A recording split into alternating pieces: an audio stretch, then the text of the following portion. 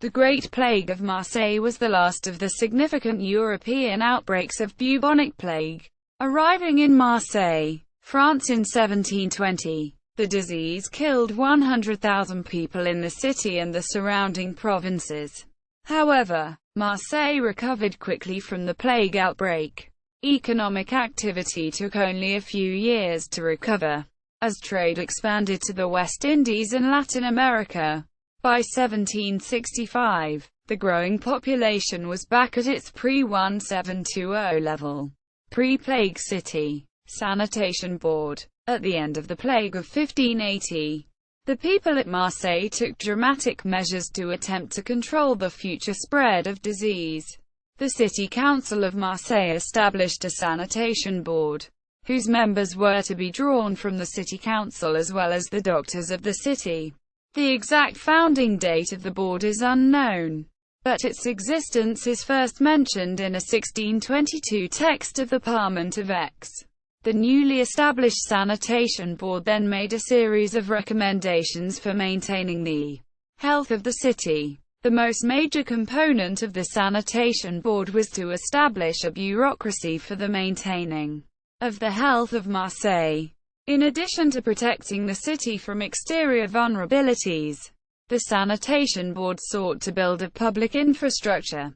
The first public hospital of Marseille was also built during this time period, complete with a full-size staff of doctors and nurses. Additionally, the sanitation board was responsible for the accreditation of local doctors. Citing the vast amount of misinformation that propagates during a plague, the sanitation board sought to at a minimum provide citizens with a list of doctors whom were believed to be credible. The sanitation board was one of the first executive bodies formed by the city of Marseille, and it was equipped with a full-time staff to adequately address the growing needs of the board's responsibilities. Quarantine system. The largest component of the health system of Marseille was the three-tiered quarantine system.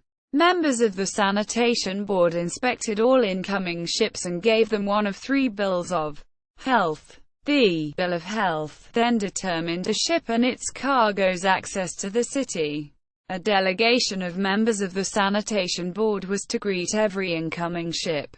They were then to ask for the captain's log, which recorded every city the ship had landed in, and to consult the sanitation board's master list of cities throughout the Mediterranean who had rumors of recent plague activity.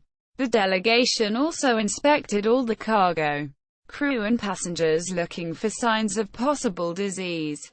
Should they see signs of disease, the ships were to be turned away from Marseille docks. If there were no signs of disease, but the ship's itinerary included a city with documented plague activity, then the ship was sent to the second tier of quarantine on islands outside of Marseille harbor. The criteria for the lazarettos were ventilation, to drive off the miasma of disease, be near the sea to facilitate communication and pumping of water to clean, and must be isolated yet be easily accessible. A clean bill of health was still heavily doubted and required a minimum of 18 days quarantine. During such a time, the crew would be held in one of the lazarettos that were constructed around the city. Which lazaretto one stayed at depended on one's bill of health.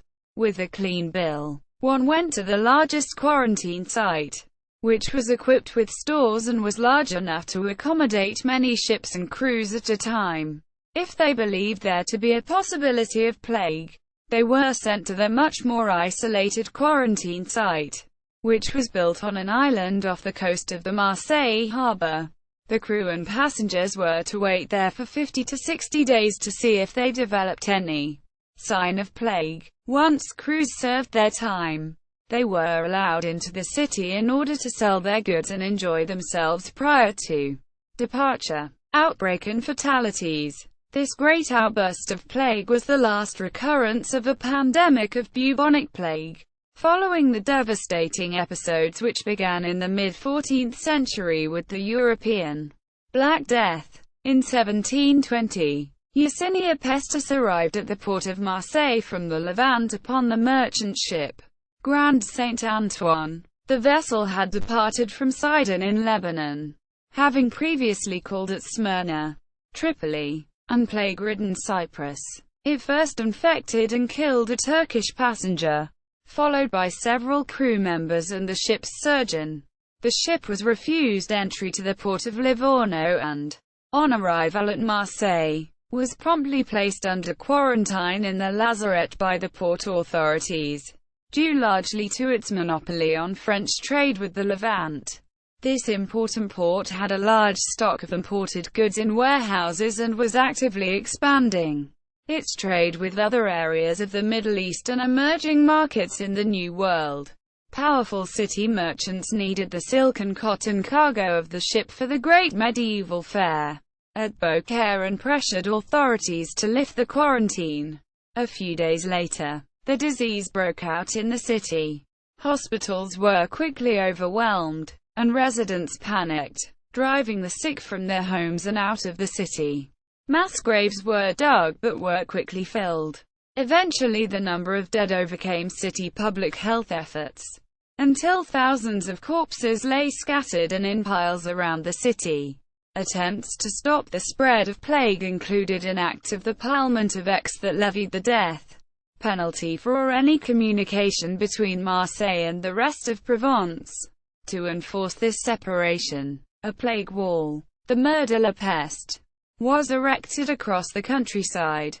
The wall was built of dry stone, 2 meters high and 70 centimeters thick, with guard posts set back from the wall. Remains of the wall can still be seen in different parts of the Plateau de Vaucluse.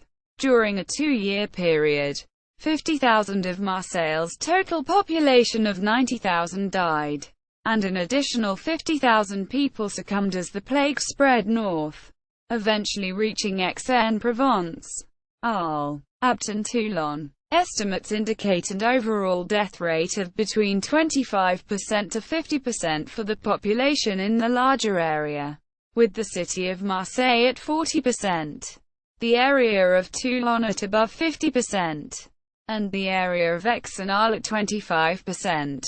After the plague subsided, the royal government strengthened the plague defences of the port, building the waterside lazaret d'Irenc.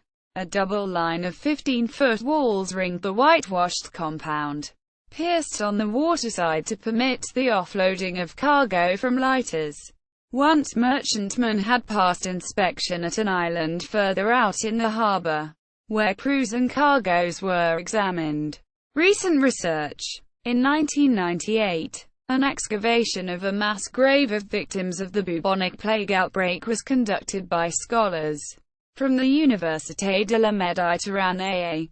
The excavation provided an opportunity to study more than 200 skeletons from an area in the second arrondissement in Marseille, known as the Monastery of the Observants.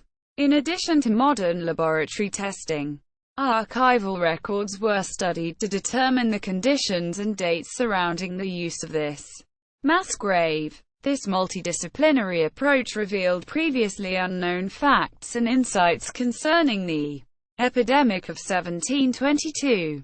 The reconstruction of the skull of one body, a 15-year-old boy, revealed the first historical evidence of an autopsy dated to the spring of 1722. The anatomic techniques used appear to be identical to those described in a surgical book dating from 1708. Notes. Hildesheimer, François. 1980. Le Bureau de la Santé de Marseille sous l'Ancien Régime. Le Renfermement de la Contagion. Fédération historique de Provence. Duchin. Roger. Contrucci. Jean. 2004. Marseille. 26,000 ans d'histoire. In French. Fayard. ISBN 2-21360197-6.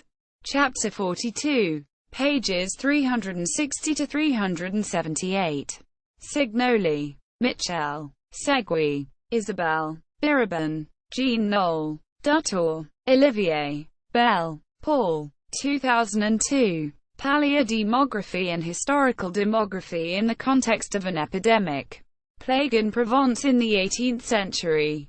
Population. Institut National d'études démographiques. 57. 829–854. Available on JSTOR. See also. List of bubonic plague outbreaks. Plague of Justinian. Popular revolt in late medieval Europe. Plague riot. Third plague pandemic. Peasants' revolt.